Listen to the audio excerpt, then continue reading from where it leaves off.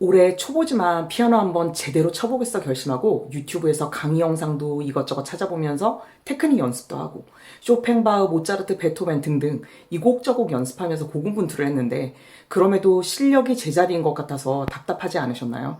오늘 이 영상을 끝까지 시청하신다면 성과가 보이지 않는 비효율적인 학습을 멈추고 근본적으로 변화를 만드는 계기가 될 겁니다.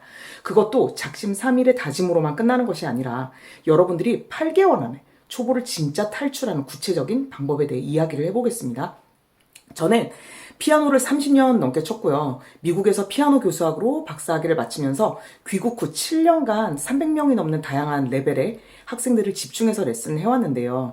특히 귀국 후에 처음 레슨한 성인 학생분이 제가 석박사 과정에서 체득했던 그런 소리를 음악적인 귀로 듣는 방법이라던가 표현력이 나올 수밖에 없는 그런 곡을 분석하는 방법, 음악적인 소리 표현의 원리 등등 약 2년간 집중적으로 레슨을 하게 됐어요. 그 과정을 통해서 다수의 국내 아마추어 콩쿠르 1등, 그리고 세계적인 권위의 반클라이번 아마추어 콩쿠르에서 본선 진출이라는 좋은 결과를 얻을 수 있었습니다.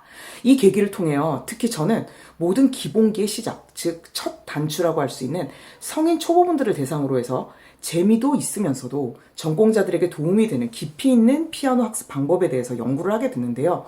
유튜브 채널을 운영하면서 생각보다 많은 초보분들이 선생님이 없이 유튜브 영상만으로 혹은 책으로 독학을 하시면서 각종 시행착오를 겪으신다는 걸 알게 됐어요. 근본적으로 문제를 해결하지 못한 채 결국에 몇 년, 길게는 몇십 년이 지나도 실력에 드라마틱한 변화가 없는 것을 목도하게 됐습니다. 그런 고민과 답답함으로 가득 찬 분들에게 오늘 3가지 솔루션 드리고자 합니다. 만약 이 영상을 보고 계신 분들 중에서 난 이제 더 이상 방황은 싫다, 제대로 초보를 탈출하고 나의 꿈의 곡까지 쭉 연주하면서 진지한 피아노 취미생이 될 거야 라고 생각하신 분들에게 이 조언이 큰 도움이 될 거라고 생각을 합니다. 첫 번째 솔루션을 드릴게요. 피아노를 시작하기 전에 여러분의 자존감부터 끌어올린 후 시작을 해보세요. 당신은 생각하는 것보다 무척 재능이 있는 초보입니다. 자, 요즘 조성진, 임윤찬 피아니스트 분들과 같이 강력한 팬덤을 가진 한국 피아니스트들의 인기가 대단한데요. 이젠 젊은 거장의 음악의 그 연주들을 유튜브로 클릭 하나로 너무나 쉽게 접하게 된 세상이지만 음악 천재 어린 시절의 일대기라던가 그들의 천재성에 대한 이야기를 무용담처럼 들어온 우리로서는 설사 피아노를 시작한다고 해도 선천적인 재능의 영역을 결코 뛰어넘을 수 없어 라는 고정관념이 강하실 거예요. 그래서 유년 시절부터 음악을 시작한 모차르트는 이미 어나더 레벨이고 성인이 된 후 초보부터 시작하는 나 같은 사람은 노력해봤자 크게 안 달라질 거야 라는 부정적인 마음으로 시작하는 경우도 종종 있다고 봅니다.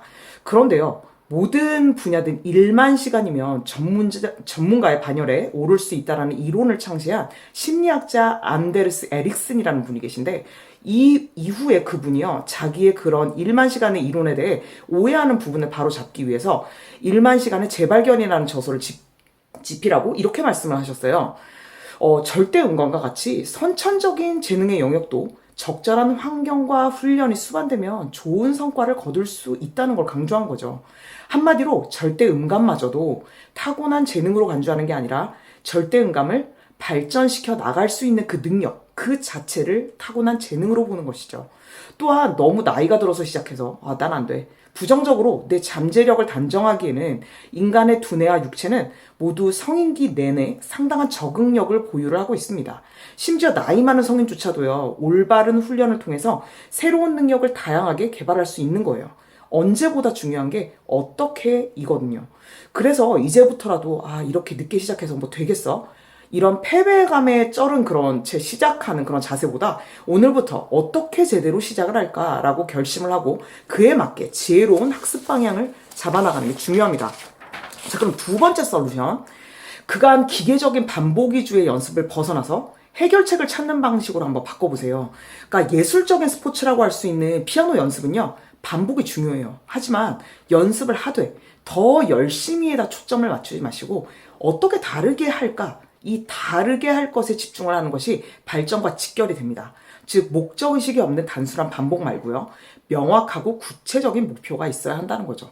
보통 한 곡을 연습하면 오른손 따로, 왼손 따로, 양손을 붙인다거나 아니면 안 되는 부분을 뭉뚱그려서 큰 범위로 그냥 여러 번을 쓱쓱 연습을 하는 등 주로 반복에 의한 연습이 주를 이루게 되는데요.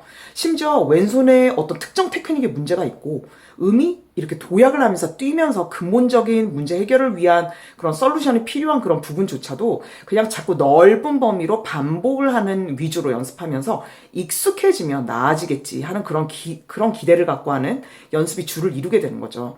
그래서 2년 정도 짧은 기간 안에 급성장한 제 초기 학생들을 잠깐 예를 들어보면요. 첫 번째 학생의 경우에는 악보를 상당한 수준으로 잘 읽고 테크닉도 정리가 되어 있는 케이스였는데 이런 경우에는 본격적으로 스스로 곡을 해석하고 프로에 준하는 그런 레벨로 소리를 듣는 그런 기능을 올리고요. 표현하는 음악성을 가질 수 있도록 해석 원리를 하나씩 알려드려서 효과를 바로 볼 수 있었고, 반대로 내가 내 안에 내재되는 좀 이렇게 음악을 풀어내는 능력은 좋은데 기본기에 해당되는 손의 자세, 터치 뭐 이런 것들이 안 갖춰져 있을 경우에는 그 부분을 해결하면서도 학생이 최대한 완성도 있게 해낼 수 있는 재미난 곡들을 병행을 해서 밸런스를 맞추는 식으로 코칭을 해봤었어요. 이렇게 해결책을 찾는 것에 중점을 두어서 의식적인 연습을 하는 것은 여러분들의 연습 퀄리티 자체에 큰 변화를 가져오게 됩니다. 이것을 바탕으로 여러분이 잃지 말아야 할 것은 바로 전략적인 노력 플러스 성실함을 유지해야 된다는 거예요. 그래서요, 미국 프로농구 리그에서 3점 슛을 제일 많이 성공시켰다는 천재 선수 레이 앨런도 이렇게 말을 했대요. 내가 점프슛을 잘하는 게 타고난 재능이란 소리를 들으면 전 정말 화가 납니다. 제가 매일 들인 노력을 과소평가하지 마세요. 며칠이 아니라 매일이에요. 누가 슛 연습을 가장 많이 하냐고 물어본다면 답은 접니다. 이렇게 말했다고 합니다. 이처럼 피아노를 시작하면서 가장 먼저 직면하게 되는 연습, 그리고 발전하는 연습 루틴을 잡아 나가는 것이 성공적인 피아노 학습의 중요한 요소임을 잊지 마세요. 마지막 세 번째 조언이에요. 학생과 한 팀이 돼서 최적화된 피드백과 프로그램을 제시할 수 있는 좋은 선생님을 꼭 찾아보세요. 여러분이 어떤 중요한 결정을 할 때 바로 염두에 두는 것이 바로 이 선택으로 인해서 얼마나 나의 소중한 시간과 그리고 비용을 절약할 수 있느냐, 바로 이 여부일 거예요. 한번 상상을 해보자고요. 운동을 제대로 해보겠다고 결심을 했어요. 그 다음에 10년간 헬스장 기구를 내 어떤 사전 지식도 없이 내 맘대로 내 방식대로 자유롭게 이용을 하다가 막힐 때마다 대충 유튜브 영상을 봐요.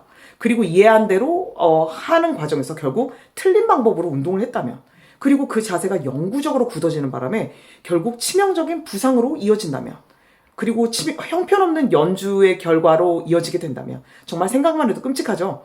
이런 식으로 첫 단추를 깬 후에 무의식적인 반복 연습이 계속될수록 상당히 주관적인 나만의 판단으로 성장이 더뎌질 확률이 높고요. 좋은 결과도 예측하기 힘들 거예요. 이런 이유 때문에 실제 내가 어떻게 하고 있는지, 부족한 부분은 뭔지, 발전을 가로막는 특정 문제를 해결해서 더 잘할 수 있는 방법에 대해서 학생과 한마음이 돼서 피드백을 해주실 교사나 코치의 역할이 중요하게 됩니다. 또한 피아노의 특성상 1대1 레슨을 기반으로 해서 수업을 진행하게 되는데요. 이런 특성에 기반해서 제자에게 맞는 맞춤형 프로그램을 제시할 수 있는 선생님을 찾게 된다면 여러분의 소중한 시간과 비용도 동시에 아낄 수 있을 거예요. 저의 경우에는 처음에 오프라인 레슨으로 주 1회 간격으로 피드백을 드리는 루틴을 유지를 했었어요. 일반적인 레슨과 같은 형태죠. 귀국 후에 코로나 팬데믹을 겪으면서 온라인과 오프라인 레슨을 동시에 진행을 해보았는데요. 이러면서 많은 시행착오를 겪었고 성인을 위한 맞춤 프로그램에 대한 큰 깨달음을 얻게 되었어요.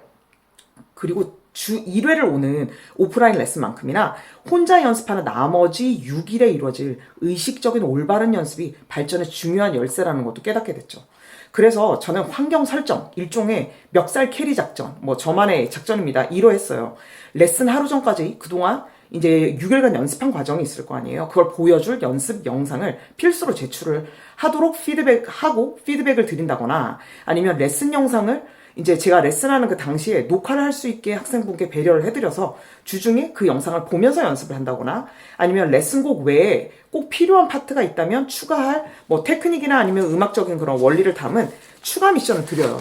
그리고 개인 맞춤형의 테크닉과 최적화된 레파토리를 그 주차마다 계속 미래를 생각하면서 타이트하게 짜는 그런 시도들을 계속해서 해보았어요. 그 과정 속에서 제가 내린 결론은 뭐냐면요.